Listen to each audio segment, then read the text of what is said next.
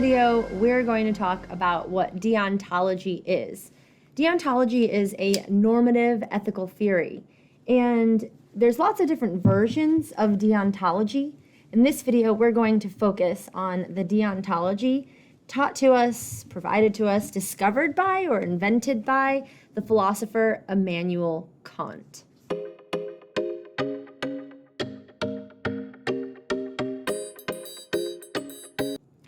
Deontology is a theory about how you should and should not behave.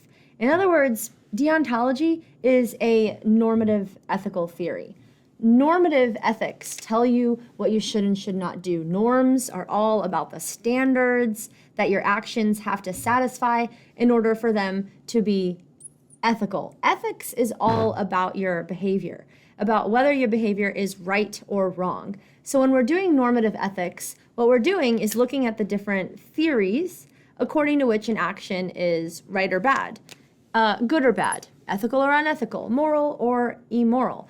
Deon means duty, and this ology comes from logos, which means the science of or the study of. So deontology is the normative ethical theory that is the science of duty.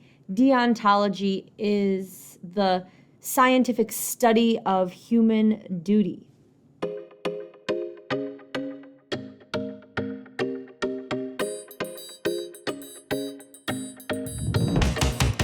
From 17-something to 18-something, there lived a German philosopher named Immanuel Kant. Now, Kant did believe in God, but he didn't think that God is the source of morality or ethics. Instead, Kant thought that you should not get your moral compass from God, or that you should not get your duties or obligations from God. That is a very bad way to figure out what's right and wrong, because lots of people have lots of different religions, and because in the Bible, in the Torah, in the Quran, in the Vedas, in the Analytics, in the Avesta, did I say the Quran? All of these different religious texts, you find lots of different ideas about what's right and wrong. And we don't want subjectivity in our morals. We don't want someone to be doing something because it's what their divinity told them to do. We also don't want morality to come from something like our emotions. Emotions should not lead to morality. God should not lead to morality. When we're trying to figure out what is moral and what is not moral, what we need, according to Immanuel Kant, is reason, rationality. So according to Kant, reason is how we figure out morality. Our moral compass is based in human reason. Now let's think about human reason. Human reason is the same for everybody. The thing that allows you to think, whoever you are, whether you're black or white or Persian or Russian or mixed, or whether you're Christian or Muslim or Jewish or Baha'i or an atheist, whether you're tall or short, whether you're fat or skinny, whether you're smart or not smart, no matter where you are on the planet, no matter your religion or your class or your age or your ethnicity, no matter what, the thing inside of your mind that is allowing you to think, your reason, is the same thing inside of every single rational being's mind that is allowing them to think. Reason and rationality are universal. They are not dependent on context. In other words, they're not context sensitive. And so, because reason is universally in all rational beings, and if reason gives us our morality, which Kant says it does, then our morality is going to be universal. And morality, or ethics, are theories about what is right and wrong, good or bad, permissible, impermissible, is universal.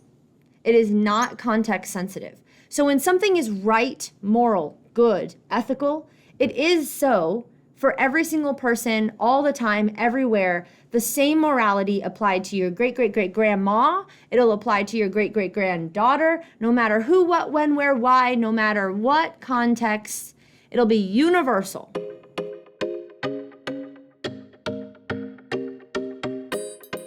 When we're thinking about what Immanuel Kant said, there's a lot of different texts that we could pull up onto the screen and analyze together.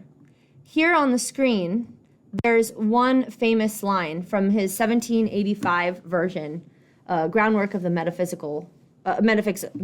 of Morals. And here's what the line says.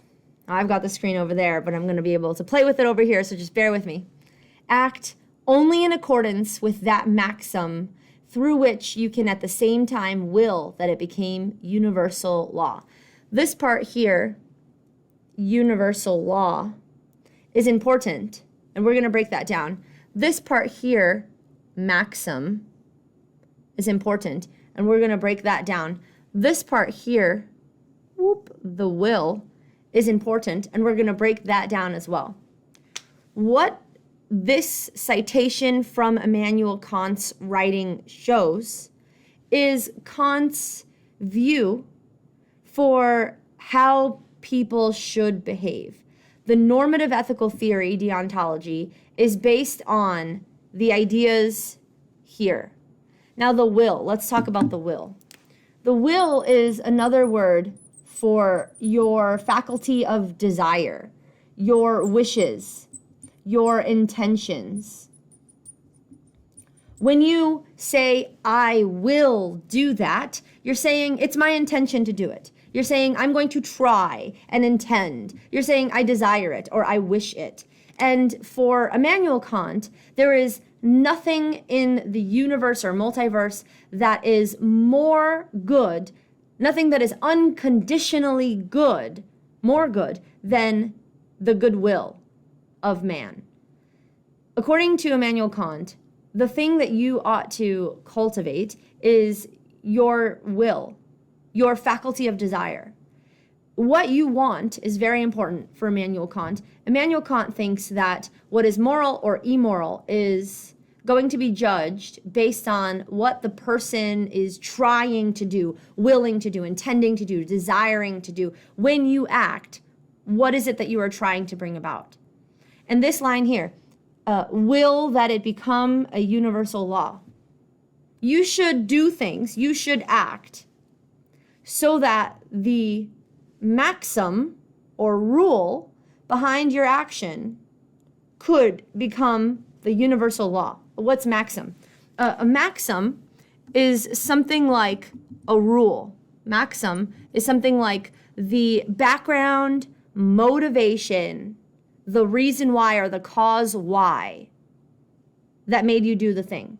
So if you had this goal, like I'm going to teach philosophy to as many people as possible, then every time you have this opportunity to teach somebody, the maxim behind your action is to teach anybody you can.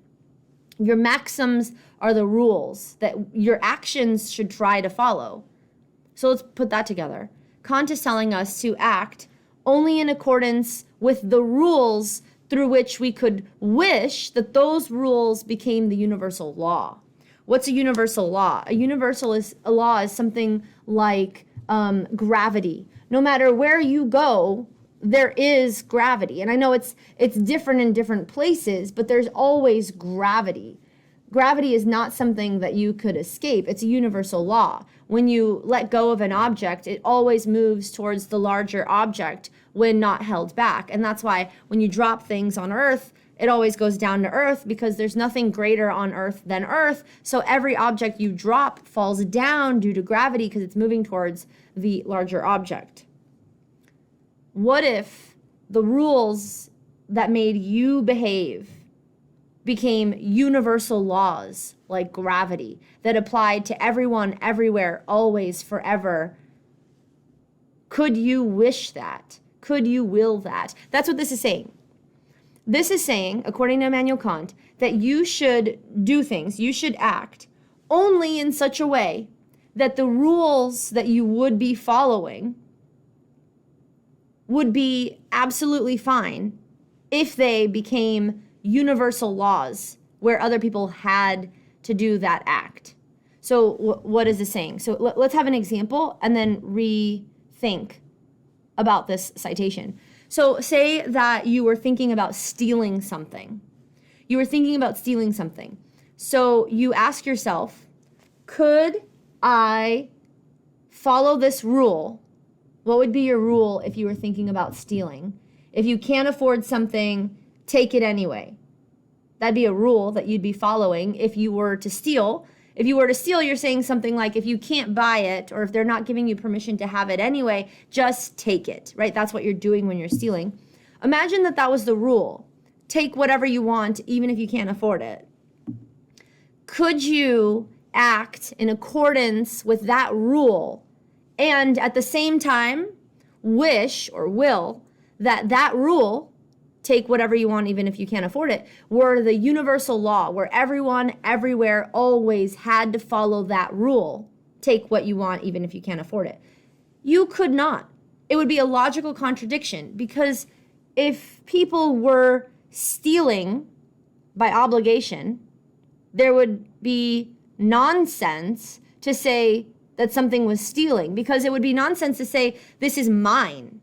It would be nonsense to say this is private property. It would be nonsense to call something yours, because if everyone's taking everything whenever they want, then there's no such thing as property. There's no such thing as ownership. There's no such thing as stealing. The entire fabric of our understanding of what it means to have something and then to steal it would fall apart. So it's not actually possible to will that it becomes the universal law, take whatever you want even if you can't afford it. So you can't steal. Stealing goes against what this line is telling us. What is this line telling us? This line is called the categorical, I spelled that wrong, categorical imperative.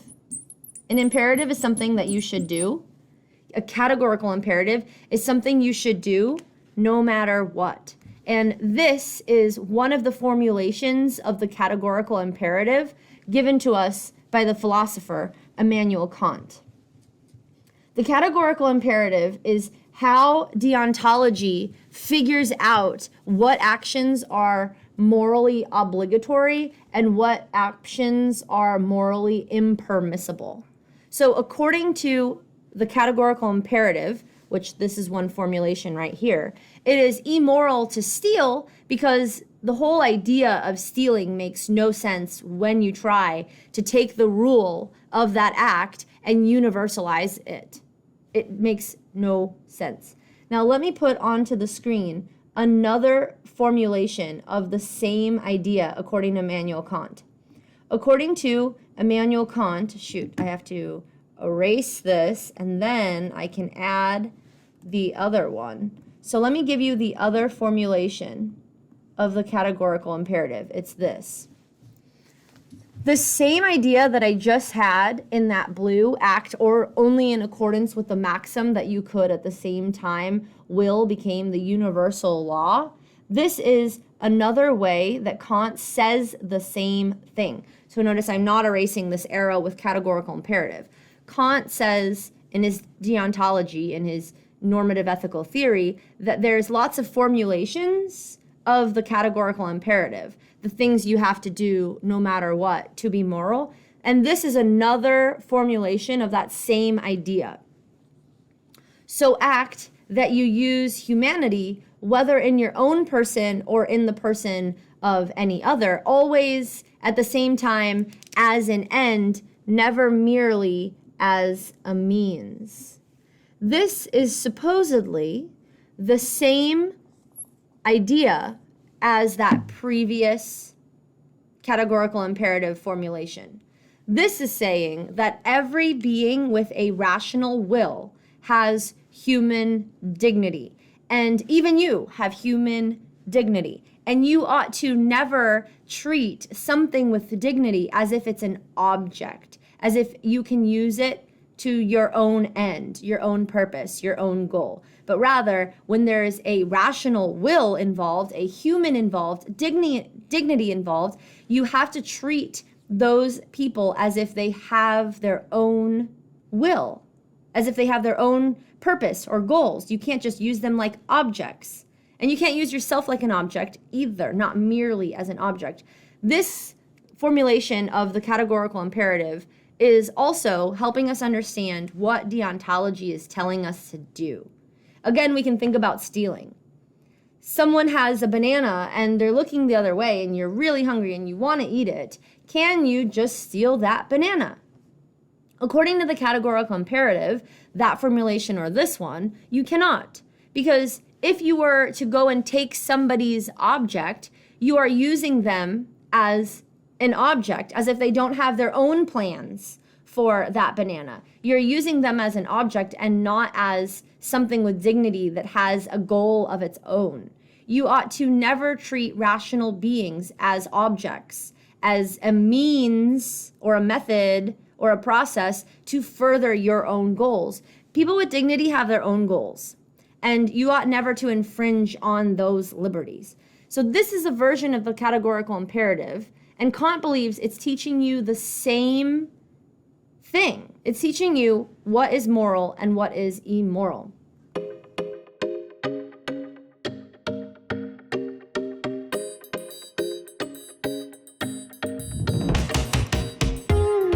Deontology has this root word at the beginning.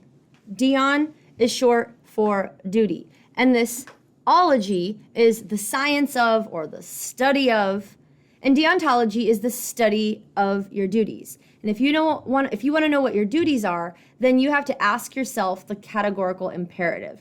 The categorical imperative has lots of formulations. We had 2 on the screen earlier. One of them tells you to act only in a way that you could take the rule you must be following and universalize it. If you can't universalize it, then it's not a moral act. The other one, the second formulation, is telling you to always treat humanity as an end in itself, not merely as a means to your own end. So when you're studying deontology and you're thinking about what your duties are and what your obligations are, you definitely need the categorical imperative.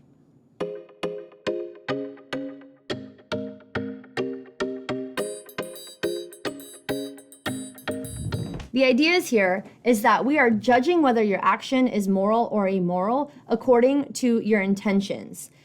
Kant's word would be your will. What is your will? What are you trying to do?